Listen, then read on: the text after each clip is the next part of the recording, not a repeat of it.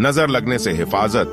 रसूलुल्लाह ने फरमाया, जिस शख्स ने कोई ऐसी चीज देखी जो उसे पसंद आ गई, फिर उसने माशा अल्लाह वला हौल वला कुव्वता इल्ला बिल्लाही कह लिया, तो उसकी नजर से कोई नुकसान नहीं पहुंचेगा। तर्जुमा, जो कुछ अल्लाह चाहता है होता है और अल्लाह के अलावा कोई ताकत नहीं है। जन्नत का मौसम कुरान में अल्लाह ताला फरमाता है, उन अहले ईमान के सब्र के बदले में उन्हें जन्नत और रेशमी लिबास अता किया जाएगा। उनकी यह हालत होगी कि जन्नत में मसेहरियों पर तकिए लगाए बैठे होंगे। वहां उन्हें न गर्मी का एहसास होगा और न वह सर्दी महसूस करेंगे। दुनिया में खुद को मशगूल न करो। रसूलुल्लाह ने फरमाया, तुम में से कयामत के दिन मुझसे ज्यादा करीब वह शख्स होगा जो दुनिया से उसी तरह निकल आए जिस तरह मैं छोड़कर जा रहा हूं। अल्लाह की कसम, मेरे सिवा तुम में से हर एक दुनिया की किसी न किसी चीज में फंसा हुआ है। चुंटियां अल्लाह की कुदरत का नमूना है। चुंटी भी अल्लाह की अजीब मखलूक है। इतने छोटे से जानवर में अल्लाह ताला ने आंख, नाक, कान, दिल, दिमाग, हाथ, पैर कितनी कारीगरी से बनाए, फिर इनको सोचने, समझने और सूंघने की बेपनाह सलाहियतों से नवाजा। वह 1 मील की दूरी से मीठी चीजों का सूंघ कर पता लगा लेती है।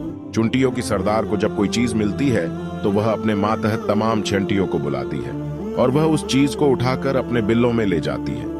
अगर किसी दाने के जमने का खतरा महसूस करती हैं तो उसके टुकड़े कर देती हैं और गर्मी के मौसम में सर्दी के लिए और इसी तरह बरसात का मौसम आने से पहले ही जखीरा जमा कर लेती है।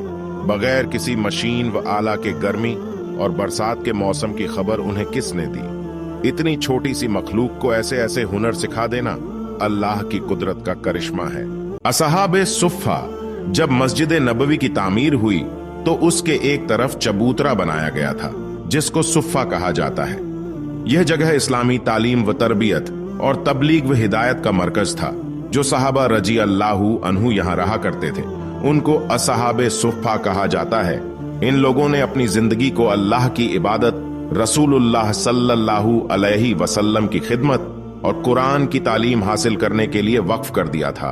उनका न कोई घर था और न कोई कारोबार। रसूलुल्लाह सल्लल्लाहु अलैहि वसल्लम के पास कभी खाना आता तो इन लोगों के पास भेज देते थे और कभी खुद भी उनके साथ बैठकर खाया करते थे। उनकी तालीम के लिए पढ़ाने वाले मुकर्रर थे जिनसे वह लोग कुरान करीम सीखते और इल्म दीन हासिल किया करते थे। इसीलिए उनमें अक्सर सहाबा कुरान के बेहतरीन कारी थे।